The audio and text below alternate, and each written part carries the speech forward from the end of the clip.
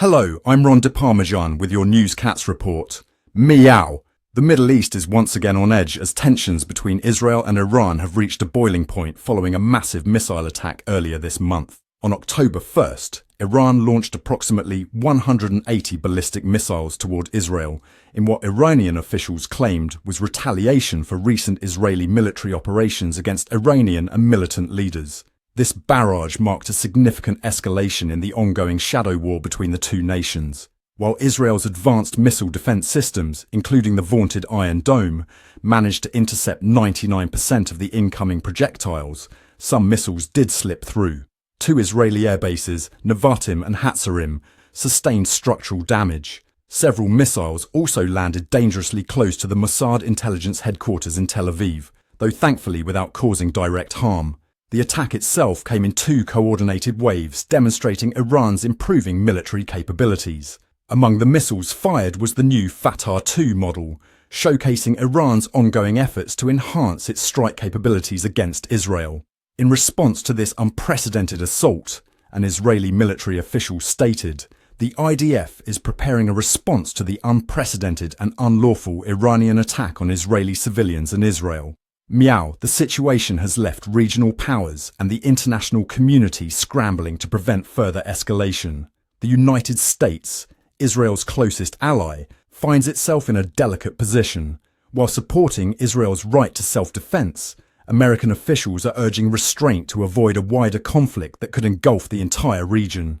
US National Security Advisor Jake Sullivan has emphasized the need for clarity from Israel regarding its planned military response. The Biden administration is particularly concerned about potential strikes on Iranian nuclear facilities or oil infrastructure, which could have far-reaching consequences for global stability and energy markets. Israeli Prime Minister Benjamin Netanyahu, known for his hardline stance against Iran, faces mounting pressure both domestically and internationally.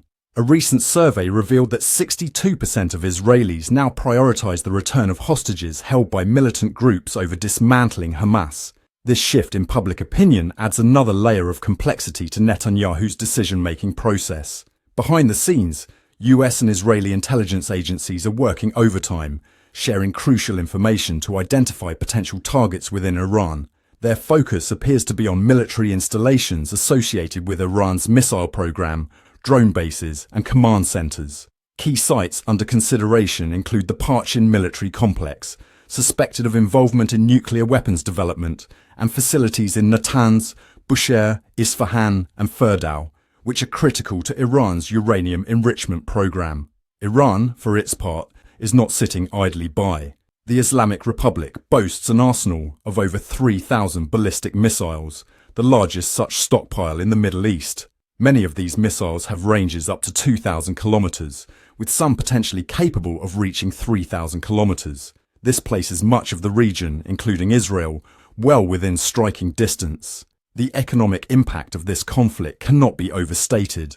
Recent US sanctions targeting Iran's oil sector have dealt a severe blow to the country's economy. The Iranian currency has plummeted, and inflation rates have reportedly quadrupled. Despite a recent deal allowing Iran access to $6 billion in frozen assets, the broader sanctions framework continues to limit foreign investment and fuel public unrest. Folks, I implore you to hit that subscribe button and join our community.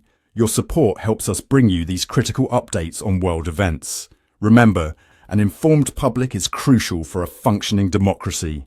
Now, let's zoom out and look at the broader implications of this conflict. Other Middle Eastern nations are watching the situation with bated breath. Egypt and Jordan have been coordinating responses, advocating for immediate ceasefires and increased humanitarian aid.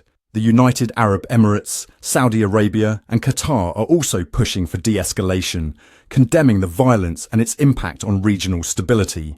The legal justifications for military actions in this conflict are rooted in international law. Article 51 of the UN Charter allows for self-defense against armed attacks. However, any response must be proportional and adhere to the principles of distinction and precaution in targeting military objectives.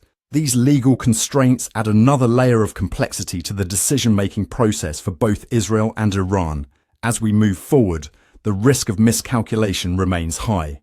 Any Israeli strike on Iranian soil could potentially draw in other regional players, including Hezbollah in Lebanon, which maintains a significant military capability that could challenge Israeli defences. The spectre of a wider regional war looms large, with potential consequences that could reshape the geopolitical landscape of the Middle East for years to come.